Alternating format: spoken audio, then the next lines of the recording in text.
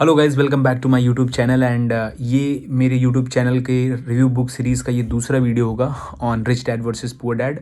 मैंने इस पूरे बुक को ऑलमोस्ट 10 पार्ट्स में डिवाइड कर रखा है and every day I am trying to make one video and with one points where you can correlate with your daily lifes and आप उससे रिलेट कर पाओ। कल मैंने एक टॉपिक के बारे में बात किया था which is mind set. It is not the small thing but it is the, ये एक नज़रिया आपको देता है कि आप अपने पैसे को, आप अपने हार्ड अर्न मनी को आप कैसे देखते हो, राइट।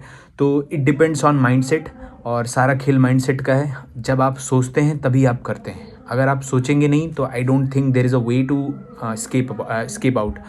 तो आज हम बात करेंगे what is difference between asset and liability. I know it's a big thing but इसका मैं कोशिश करूँगा कि सिंपल एक्सप्लेनेशन आपको दे सकूँ। तो पहला हम समझते हैं एसेट। एसेट को हिंदी में अगर मैं बोलूँ तो इसको संपत्ति बोलते हैं और थोड़ा अगर फैंसी वर्ड इज़ एसेट और इसका मतलब होता है कि put money in your pocket. मतलब एक ऐसी चीज़ जो आपकी पॉकेट में अपने आप पैसे रख दे। लाइक ऐसा हाइपोथेटिकल नहीं but it will work for you, you not need to work for it, it will work for you and give you money back whatever you are going to invest in the asset. Simple rule से समझते हैं कि like if ऐसे कि if it earns you money, अगर ये तुम्हें पैसे कमा के देता है तो उसको एसेट बोलते हैं। डेली लाइफ एग्जांपल में एसेट को अगर समझने की कोशिश करें, सपोज करो आपके पास कोई रेंटल हाउस है, वहाँ से ये आपका एक एसेट हो सकता है। आपका कोई शॉप है, कोई बिजनेस है, ये आपका एसेट हो सकता है जहाँ से आप प्रॉफिट जनरेट कर रहे हो। रेंटल से आप मंथली रेंट जनरेट कर रहे हो, वो एक आपका एसेट है। आपके पास स्टॉक्स हैं, म्यूचुअल फंड्स हैं जो आपको डिविडेंड और ग्रो देते हैं फंड्स में आपके, वो आपके एक एसेट है। आप कोई डिजिटल कोर्स सेल कर रहे हो, वो एक काइंड ऑफ एसेट है। आप कोई बुक बुक एंड ऐप आप बना रहे हो, वो भी आपको रॉयल्टी इनकम आप दे सकते हैं। तो वो these things are asset. And जो रिच पीपल होते हैं दे थिंक अबाउट एसेट। वो चाहते हैं कि वो एसेट में इन्वेस्ट करें आज अपने कमाए हुए पैसे को और कल वो एसेट उनको कमा के पैसा वापस दे। लाइक रिच पीपल पहले फोकस करते हैं एसेट बनाने में। अब हम थोड़ा सा इसको और क्रिस्प करके समझने की कोशिश करते हैं कि second part that is liability. Hindi में अगर बोलूँ इसको तो इसको हिंदी में आई गेस देयता बोलते हैं, देयता।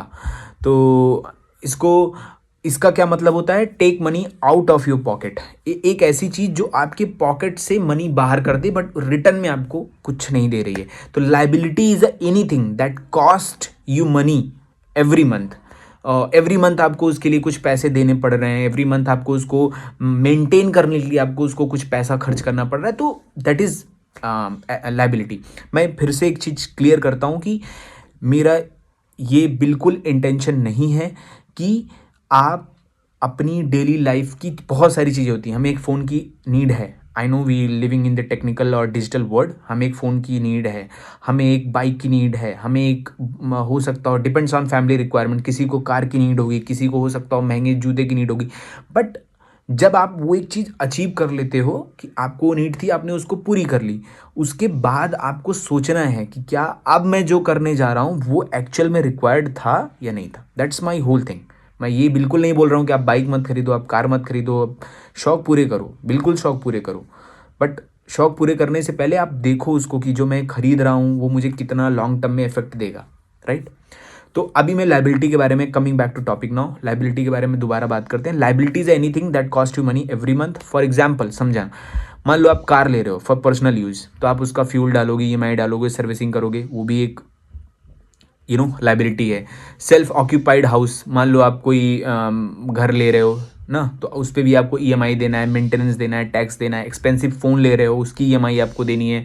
क्रेडिट कार्ड, आप बहुत लोग, आज मैं देखता हूँ आजकल लोग, जब आप मॉल में जाओ, आप जाते होंगे मॉल में तो, या कहीं भी जाते होंगे तो यहाँ तो लोकल में बैंक से लोन लेने में थोड़ी आसानी होती है। बट अगर आप बाहर शहर में जाते हैं, लाइक अपने टाउनशिप एरिया में, तो आप मॉल वगैरह में जाएंगे तो आप देखेंगे कि मतलब वहाँ पर लोग क्रेडिट कार्ड दे रहे होते हैं कि सर ये क्रेडिट कार्ड मेरा ले लीजिए, वो क्रेडिट कार्ड मेरा ले लीजिए। पता है वो जो वो दे रहा है ना, जो वो बंटवा रहा है, वो एक रिच पीपल है। वो चाह रहा है कि उसका पैसा मार्केट में जाए, लोग उसके कार्ड के थ्रू उसका पैसा ले लें और बदले में उसको एज इंटरेस्ट उसके पैसे को वापस करें। मान लो उसने 1 लाख दिया तो उसको पता है कि मैं इस 1 लाख को 1,10,000 बनाऊंगा। You got me? तो ये poor mindset focus on liabilities that look like asset. तो ये डिफरेंस है। Most important mindset difference is very powerful line. Rich people buy asset first then liability, this is the hook line of the, and poor people buy liability then thinking they are asset. वो पहले liability खरीदते हैं और उसके बाद सोचते हैं कि ये उनका एसेट है, राइट। तो ये मुझे लगता है कि ये हमें समझने की ज़रूरत है। तो अगर मैं इसको थोड़ा समराइज़ करूं तो एसेट ऐसी चीज़ है जो आपको मनी बना के देती है, लाइबिलिटी एक ऐसी चीज़ है जिसके लिए आप पैसे अपने जेब से खर्च करते हो। तो द पॉइंट इज़ कि focus on the cash flow, not on the show off.